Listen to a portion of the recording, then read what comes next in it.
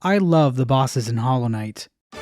From Hornet 1 to Crystal Guardian to Hornet 2 to Jeff Keighley to Hornet 3, I just can't get enough of these carefully crafted encounters.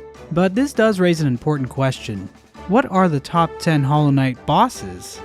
Well, I'm glad you asked, because I'm going to tell you all my top 10 favorite bosses in Hollow Knight. Now keep in mind, this list is objective. With that out of the way, let's start the countdown. Starting off the top of this list is a true classic, Grey Prince Zote. Located in Bretta's basement in Dirtmouth is a shrine to her true love, Zote the Mighty. Dream-nailing this statue will transport the player to a wacky dream, where Grey Prince Zote fights for the honor of his beloved Bretta. While it might not be as serious as some of the other boss fights, it's at least a great change of pace from them. But don't be fooled, this is a tricky boss fight. Luckily, there's a cool trick you can use to make it easier. When you get the chance, try hitting Grey Prince Zote with your nail. Not only will this deal damage to him, but you'll also get a little bit of soul energy too. Neat! Next on our list is a really special boss known as Grey Prince Zote. After defeating him for the first time, you'll notice that Zote can be fought a second time. This is a very unique aspect of Grey Prince Zote, as it seems the developers behind Hollow Knight, Team Cherry, realized that such a great boss fight should be able to be experienced twice. The only other boss that works like this is White Defender, but trust me, that boss fight is shit. It's nowhere near breaking into the top 10. This next boss on our list is a bit of an upset, Grey Prince Zote. After defeating him for a second time, you can actually fight Zote a third time.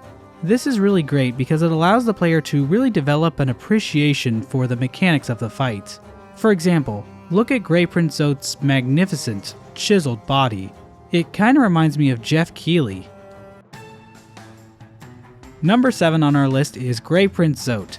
After defeating him 3 times, Grey Prince Zote starts doing double damage on all his attacks.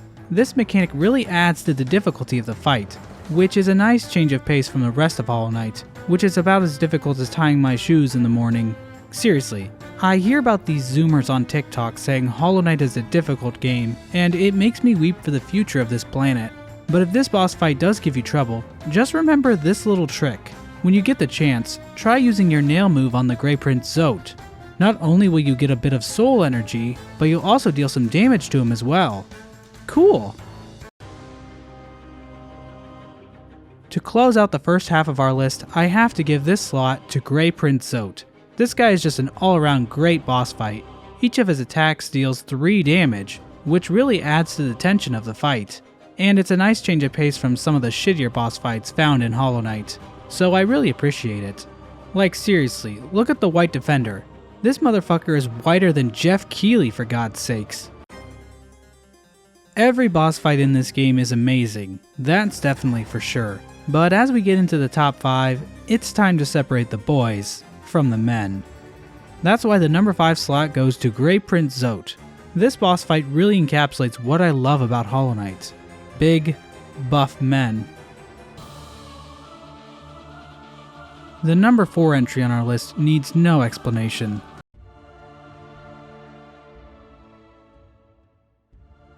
This next entry on our list might be a little controversial. As you know, a channel as big and successful as mine can't possibly be run by just one person. That's why I have a crack team of professionals proofreading my scripts, managing my social media accounts, creating my video thumbnails, editing my videos, writing my scripts for me, and various other tasks. It's worked out very well over the last few decades, but sometimes we disagree. My team has been pushing me really hard to give the number 3 slot on this list to the White Defender. I was hesitant at first. He is a great boss fight, but I thought the perfect candidate for the number 3 slot was Grey Prince Zote. But I trust my editors a lot. They have never failed me before, so I decided to try to see things from their point of view. So I spent the last month trying to get into the mindset of your average White Defender boss fight fan. So I've stopped bathing, I made some adjustments to my diet, I've started watching late night TV as a way to decrease my brain cell count so I become more stupid and forgetful, and I've even stopped bathing. And after all that time and effort, I still have to put Grey Prince Zote at number 3. I think it's pretty obvious who the top 2 entries on this list are going to be. But the real question is, what order are they going to appear in? I have been agonizing for hours over who would get which slot, and I know I might piss some of you off in the audience, but I have to say what I believe is right. That's why the number 2 slot has to go to Grey Prince Zote. This is such an awesome boss, and he's a great change of pace from the other bosses found in Hollow Knight. On top of that, he even does 9 masks of damage. That might sound tough, but there's a little trick you can do which should make the boss fight easier. Stop being a little bitch. And now, the moment we've all been waiting for.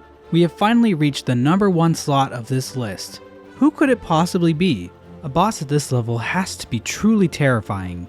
It has to be a boss that completely dashes the hopes and dreams of any Hollow Knight fan for how crushingly brutal they are. And I think we all know who deserves that title. Jeff Keighley.